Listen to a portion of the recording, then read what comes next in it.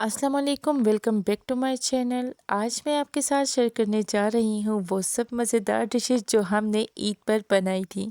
थोड़ी सी ताख़ीर के लिए माज़रत, मैं गांव में थी इसलिए वीडियो अपलोड नहीं कर पाई। सबसे पहले हलवाई स्टाइल हलवा, ये मैंने अकेले नहीं बनाया, असल मेहनत मेरे अब्बू जी की है। इसके बाद चने और शिमला मिर्च के मज़ेदार देगी चावल, मज़ेदार चिकन और मीठी दूध वाली सेवइयां की रेसिपी भी अपलोड करूँगी। तो चलिए शुरू करते हैं, देखते रहिए कि मैंने क्या क्या बनाया। तो यहाँ पे हलवाई स्टाइल हलवे के लिए मैंने सबसे पहले ले ली थी सूजी 1.5 किलो। यहाँ पे आपने सूजी 1.5 किलो हो या किलो, किसी भी चीज़ में डाल के आप माप लीजिएगा ताकि हलवा बिल्कुल परफेक्ट बने। इसके बाद मैंने इसे अच्छी तरह से छान लिया। छान लेने के बाद मैंने अच्छी तरह से इसे भिगो दिया और हाथों की मदद से इसे मिक्स भी किया ताकि इसमें कोई भी गुठली वगैरह ना रहे और अच्छी तरह से ये पानी जज़्ब कर ले। इसके बाद मैंने इसमें 1 चम्मच बड़े साइज़ का भर कर घी का ऐड किया ताकि ये अच्छी तरह से जब हम चाँच में डालें तो ये गुठलियाँ ना बने। अक्सर यहाँ पे गलती हो जाती है सबसे। इसके बाद मैंने यहाँ पे चीनी का माप किया, जितनी की मैंने सूजी ली थी उतनी ही मिक़दार में उसी पतीली में मैंने चीनी डाली। उतनी ही चीनी लीजिएगा जितनी की सूजी है। इसके बाद मैंने फ्लेम को ऑन किया, चीनी डाली। इसमें पानी की क्वांटिटी कितनी है ये आपने ध्यान से देखना है। 2 ग्लास मैंने इसमें पानी के ऐड किए। अच्छी तरह से इसे मिक्स किया ताकि ये बर्तन के साथ लग ना जाए। फिर खुशबू के लिए यहाँ पे आप रोज़ वाटर भी यूज़ कर सकती हैं, केवड़ा भी, वनीला एसेंस भी, जो आपको पसंद है। यहाँ पे इलायची लाजमी ऐड करिएगा, इलायची का पाउडर भी ऐड कर सकती हैं। जब एक तार-तार चाशनी तैयार हो गई थी तो इसको ये देखिए बिल्कुल एक तारदार चाशनी तैयार हो जाए तो इसमें मैंने डाल दिया था घी का। 1.5 किलो सूजी थी, 1 किलो यहाँ पे घी का इस्तेमाल किया था। जब अच्छी तरह से ब्राउन हो गई थी चाशनी हमारी तो इसमें मैंने जो भिगो के सूजी रखी थी वो ऐड कर दी थी।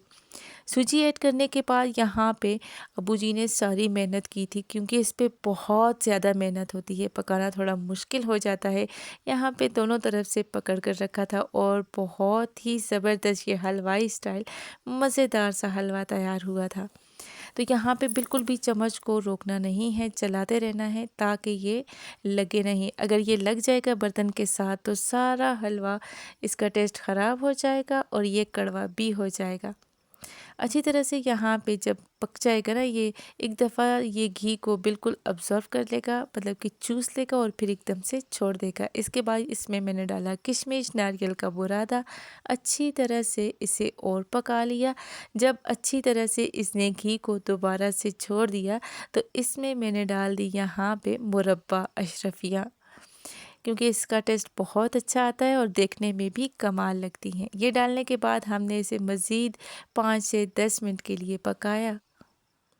तो यहाँ पे थोड़ी सी कढ़ाई ना तंग थी इसलिए थोड़ा सा इसे मिक्स करने में मुश्किल हो जाती थी। यहाँ पे मैंने यहाँ कुछ ड्राई फ्रूट भी ऐड किए, अगर है तो लाजमी ऐड करिएगा वरना स्किप भी कर सकते हैं। ऐड करने के बाद ये देख सकते हैं माशाल्लाह से कितनी अच्छी लुक आ रही थी। यहाँ पे मैंने वीडियो को बहुत ज़्यादा लॉन्ग नहीं किया, मैंने जो भी स्टेप बताए बस आपने उसे फॉलो करना है क्योंकि ये बहुत ही ज़बरदस्त स्टेप बताए हैं और पकने में भी लाजवाब पकता है। ये तो आप देख के ही बता सकते हैं कि ये कितना ज़बरदस्त है। कमेंट ज़रूर करिएगा अगर आपको ये हलवा पसंद आया है तो अपना फीडबैक लाजमी दीजिएगा, क्योंकि यहाँ पे हर चीज़ पे मेहनत होती है और अगर आप यहाँ पे मेरी हौसला अफजाई करते हैं या मुझे कुछ अच्छा कमेंट करते हैं तो यकीन माने बहुत ज़्यादा खुशी होती है और मेरी हिम्मत भी बढ़ती है कि मैं और भी मज़ेदार सी वीडियो आपके साथ शेयर करूँ। तो यहाँ पे मज़ेदार सा हलवा तो हो चुका था तैयार। अब यहाँ पे जो मैंने करना था वो है देगी पुलाव। देगी पुलाव बनाने के लिए यहाँ पे मैंने ले लिया था जी 1 कप के बराबर कुकिंग ऑयल का। 2 से 3 अदद इसमें मैंने प्याज डाले थे। प्याज को मैंने अच्छी तरह से गोल्डन कर लिया था। हाफ़ प्याज मैंने इसमें से निकाल लिए थे। फिर मैंने इसमें ऐड कर दी थी लहसुन और अदरक का पेस्ट। लहसुन अदरक का पेस्ट डालने के बाद कुछ हल्का सा इसे भी गोल्डन कर लिया था। फिर इसमें शिमला मिर्च और टमाटर का ऐड कर दिया था। अगर यहाँ पे शिमला मिर्च नहीं पसंद तो आप स्किप भी कर सकती हैं। इसके बाद 2 अदद मैंने इसमें चिकन क्यूब्स ऐड किए थे। 1 टीस्पून इसमें ऐड की थी दरी मिर्च का। दरी मिर्च के बाद यहाँ पे हिस्से ज़रूरत आपने नमक ऐड करना है। यहाँ पे मैंने 2.5 चम्मच के बराबर नमक का यूज़ किया था। इसके बाद ज़ीरा ऐड किया था 1 टीस्पून, 1 चुटकी के बराबर हल्दी, 1 टीस्पून इसमें मैंने धनिया ऐड किया था और 1 पैकेट मैंने इसमें बिरयानी मसाले का यूज़ किया था। कोई भी अच्छा सा आप बिरयानी मसाला यूज़ कर सकती हैं। यहाँ पे मैंने शान वाला बिरयानी मसाला यूज़ किया था। इसके बाद यहाँ पे चने जो मैंने अच्छी तरह से बॉईल किए थे वो डाल के इसको भून लिया। इसके बाद यहाँ पे पानी का ऐड किया। पानी आपने ज़्यादा ऐड नहीं करना, कम ही ऐड करिएगा। यहाँ पे 2 चम्मच मैंने इसमें अचार के ऐड किए। यहाँ पे 1.5 किलो मेरे पास चावल थे और यहाँ पे मैंने 3 किलो से भी कम पानी ऐड किया था। यहाँ आप अपने हिसाब से पानी ऐड करिएगा, ये आपको अंदाज़ा होगा कि कितना ज़्यादा पानी यूज़ होता है, क्योंकि हर इलाके का पानी एक जैसा नहीं होता। कोई पानी जल्दी से चीज़ को गला देता है और कोई देर से गलाता है। तो यहाँ पे जब पानी खुश्क हो जाएगा, इसके ऊपर हरा धनिया, यहाँ पे जो ड्राई हुई हुई प्याज है मतलब कि रोस्ट हुई हुई, वो मैंने ऐड की। थोड़ा सा इसके ऊपर हरा धनिया, हरी मिर्ची कलर डालकर इसे मैंने 15 मिनट के लिए दम पर लगाया था। और ये देखिए जी, मज़ेदार सा ये देगी पुलाव हमारा तैयार हो गया था। यकीन माने बहुत ही ज़बरदस्त बना था। इसके बाद ये जो मैंने चिकन तैयार किया था, यकीन माने ये भी बहुत ज़बरदस्त था। तो चलिए ये भी मैं आपको बता ही देती हूँ कि ये मैंने किस तरह से बनाया था। यहाँ पे ऑयल में मैंने प्याज को कर लिया था हल्का सा सौते सा, फिर इसमें मैंने ऐड किया था लहसुन और अदरक, यहाँ पे कट करके हल्का सा ब्राउन किया। उसी में मैंने टमाटर और हरी मिर्ची ऐड कर दी थी। अच्छी तरह से उसे भी मिक्स किया और इसे एक जूसर जग में निकाल लिया।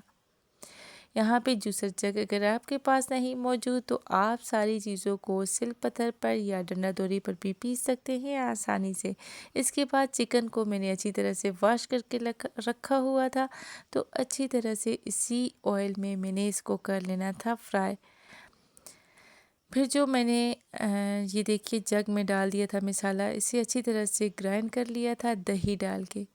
यहाँ पे 1 कप के बराबर मेरे पास दही था, वही इसमें जूसर जग में ऐड किया और इसका पेस्ट बना के मैंने चिकन में ऐड कर दिया।